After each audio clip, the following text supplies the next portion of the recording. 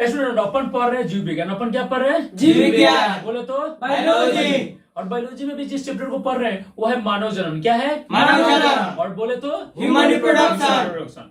तो human reproduction को यानी कि मानव जनन को परिभाषित करो तो जीव विज्ञान की वह प्रक्रिया है जिसमें दो जीव आपस में संयोग कर अपने जैसे संतानों की उत्पत्ति करते हैं, उसे जनन कहते हैं। Very good. जनन कितने प्रकार का होता है? जनन दो प्रकार का होता है। एक होता है सेक्सुअल यानी कि लैंगिक जनन और दूसरा होता है अलैंगिक जनन यानी कि ये सेक्सुअल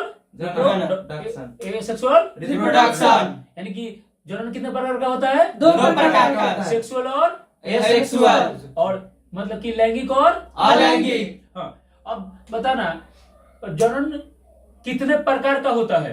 दो प्रकार का, सेक्सुअल और एसेक्सुअल। एसेक्सुअल। और पुरुष में जो है वो जनन अंग कितने प्रकार का होता है? अब क्या पूछ रहे हैं? जनन अंग। तो पुरुष में जो जनन अंग है वो कितने प्रकार का होता है? दो प्रकार का होता है। कौन कौन से? प्राथमिक जनन, द्वितीयक जनन या सहायक जनन और द्वितीयक जनन या सहायक जनन। Very good. तो प्राथमिक जनन क्या होता है? वैसा जनन जहाँ युग्मक का निर्माण होता है, पुरुष में अंडाणु, स्त्री में अंडाणु तथा अंडाणु का संश्लेषण होता है। जैसे पुरुष में टेस्टोस्टेरोन, स्त्री में एस्ट्रोजन, उसे ही प्राथमिक जनन कहते हैं। Very good. अब बताना सहायक जनन क्या होता है? प्राथमिक जनन के अलावा वे जनन जो जनन में सहायता करते हैं वे द्वितीय जनन या सहायक जनन कहते हैं। Very good. अब बताना पुरुष में प्राथमिक जनन क्या है? वृषण। और स्त्री में प्राथमिक जनन अंडाशय। Very good. अब बताना ये जो जनन जो है वो कितने चरणों में बांटा गया है?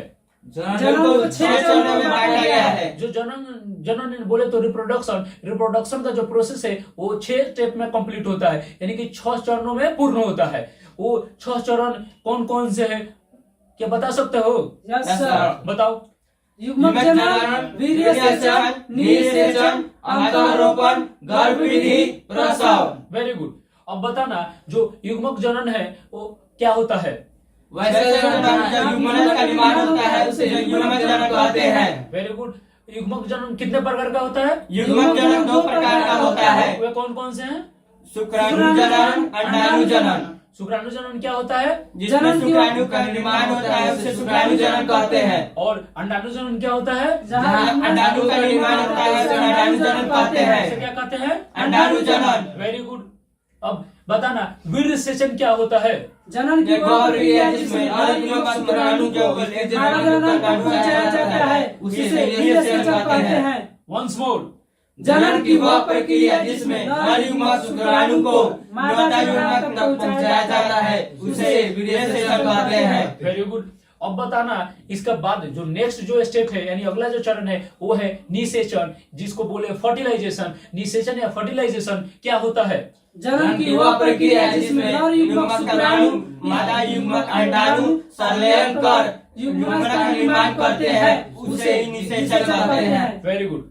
अब बताना जो होता है निषेचन के बाद का जो चरण है वो है अंडारोपण, जिसको बोलते हैं इम्प्लांटेशन। यानी अंडारोपण इम्प्लांटेशन क्या होता है? जनन की वह प्रक्रिया जिसमें जोड़पट्टी या ब्लास्टोसिस्ट गर्भगृह के गर्भाशय से चिपक जाता है उसे अंडारोपण कहते हैं। एक्सीलेंट। उसके बाद बताना कि गर्भवृद्धि यानी कि गेस्टेशन क्या होता है?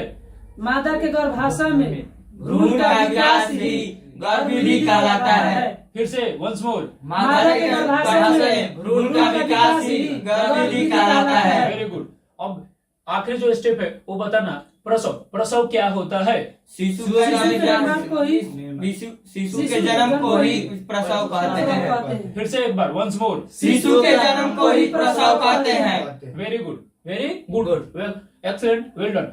अब इसके बाद जितने भी हार्मोन है थोड़ा सा हम लोग हार्मोन पे थोड़ा सा चर्चा करते हैं। देखना यानी कि मानव जनन हार्मोन बोले, मानव जनन नहीं यानी कि पुरुष जनन हार्मोन। पुरुष जनन हार्मोन बोले तो मेल सेक्स हार्मोन किसे कहा जाता है? टेस्टोस्टेरोन। Very good. उसी तरह से स्त्री जनन हार्मोन यानी फीमेल सेक्स हार्मोन किसे कहा जाता है? एस्ट्रोजन।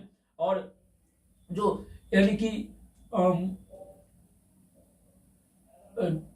प्रेगनेंसी हार्मोन यानी कि प्रेगनेंसी हार्मोन किसे कहा जाता है? प्रोजेस्टेरोन। प्रेगनेंसी हार्मोन किसे कहा जाता है? प्रोजेस्टेरोन। उसके बाद डिलीवरी हार्मोन किसे कहा जाता है? ऑक्सीटोसिन। और लव हार्मोन किसे कहा जाता है? ऑक्सीटोसिन।